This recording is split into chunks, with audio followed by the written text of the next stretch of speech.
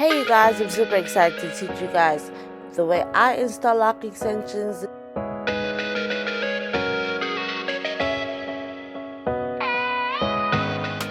Okay, so I already pre-sectioned out all the sections of here. Right now I'm combing out the section that I'm going to be working on, as well as I already combed out the section of the top part of the lock extension.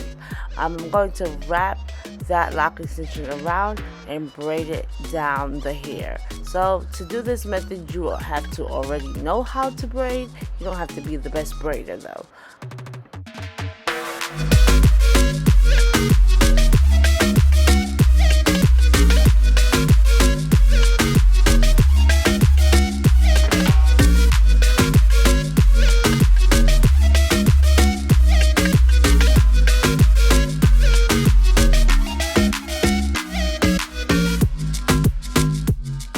So here is the tricky part. Now that the hair is installed, what we have to do is now seal it, and we want to cover that braid.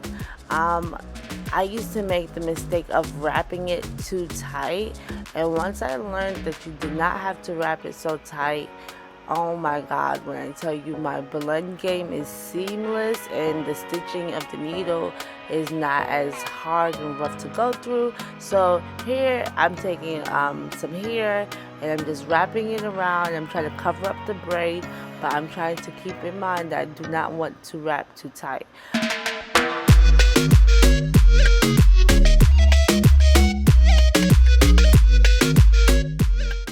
Towards the bottom it was a little tight, so I just took another piece of hair and covered it again.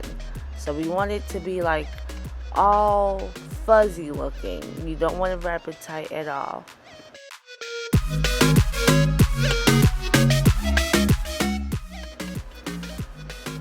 Okay you guys, so now it's time for the not so fun part. I just wanted to point out, I don't know if you guys have been watching lock extensions, but I do not rotate my left hand. I really just hold the hair in place. I use my right hand and with the needle, because I'm right-handed, and I do a back and forth, in and out stitching method, going from the top of the braid to the ending of the braid, just to cover up and try to press that hair in and conceal the braided pattern. So once I reach the bottom of one full side, at that point then I rotate the lock and try to hit it from a different angle. I would say about 3 or 4 angles is good. Okay, here I'm just cutting off any excess hair that I see.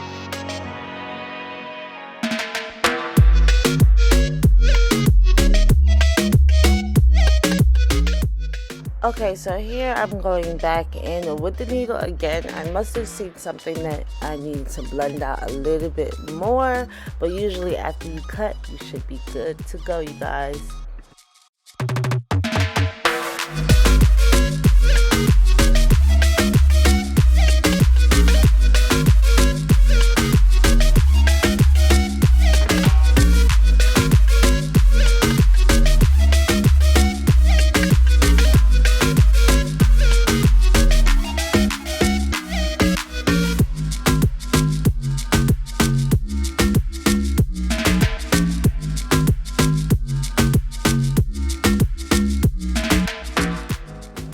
Okay guys, so like I said, this method is new to me because like I used to wrap it way too tight. So I'm just sitting here trying to get it to wrap without being tight, and for some reason I grabbed way too much hair that time, so you're gonna see me pull that hair out. You want to have like you want to have enough hair to cover the hair and spread it out throughout like where the braid is, but you also don't want to have too much hair, so that when you're pressing in the hair, it's not becoming like bulky and there's like a significant difference of like, you know, where the braid is. Like you don't want that to be all fat and then the lock is coming down all skinny. Okay, you want it to kind of like blend all in.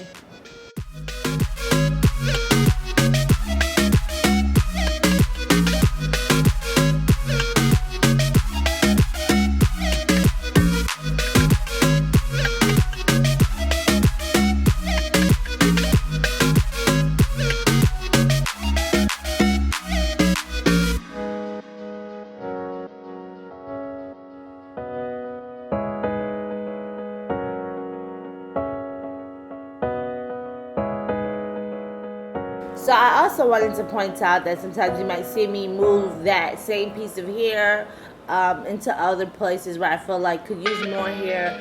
Right now, what your goal is to cover that braid and to just like blend it all in and make it look, to mat it up so it looks like a lock. Okay guys, that is the goal. Also, you kind of want to press it in so that it's the same size as the lock as well. Okay, so if you're seeing that you're like pushing it in, you're pushing that needle in and it's still not just like getting to the size you want it, go ahead and cut and strip down some of that hair that you added in. Then you're going to stitch it again, try to massage it with the palm rolling.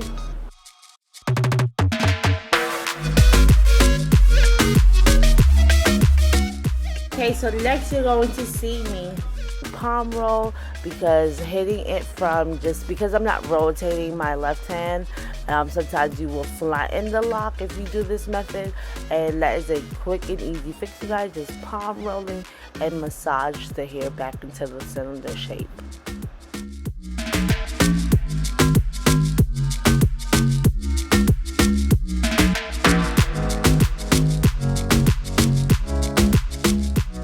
So I wanted to point out that I split this piece of hair on the head in two, right? And then the lock extension is long enough for me to wrap the hair around, give it to one of the sections, and then also use her hair as the third strand and the lock itself as the second strand. And then we braid this down, okay? And I want to point out that the braid is flat and it is not bulky, because that's going to be important as well.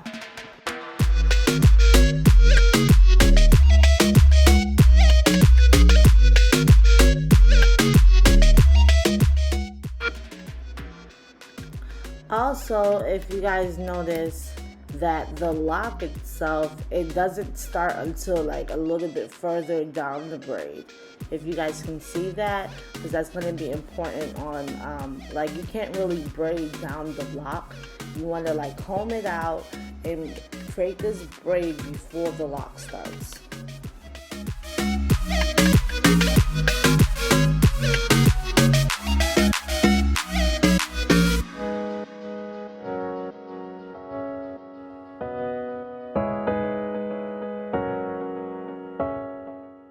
Okay, you guys, I also want you to notice that when I'm wrapping the hair, I am not, like that first twist that I have at the roots, I'm keeping that twist where it is, because that's also going to help the hair to look like a natural lock. You don't want it to look like you just wrapped hair at the roots. You want to have that, you know, twist there, and then you're going to, you know, wrap and conceal the braid. So we're not trying to conceal the roots, like, so you should be below that initial twist. So that actually also goes for when you're braiding and you're splitting it in two. You want to have the roots twisted as if you're starting starter locks, and then you're going to split and you're going to braid below that twist, because that's going to help, like I said, everything to look like a natural lock. Okay, sorry I didn't put that in earlier, but that's why it's good to watch all the way to the end. Also, you guys, if you like this video, don't forget to like, comment, and subscribe. Thank you.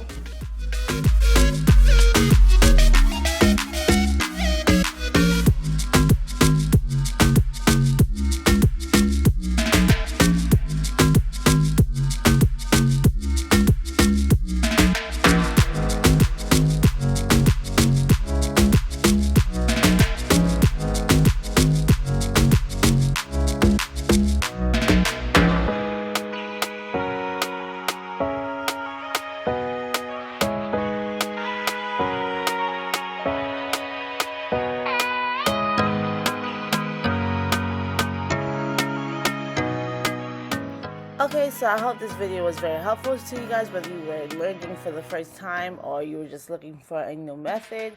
If you guys need any other lock extension related videos or anything, just let me know and I'll be sure to provide it for you guys. Also, you can always let me know what you guys want to see next. Anyway, until next time, bye.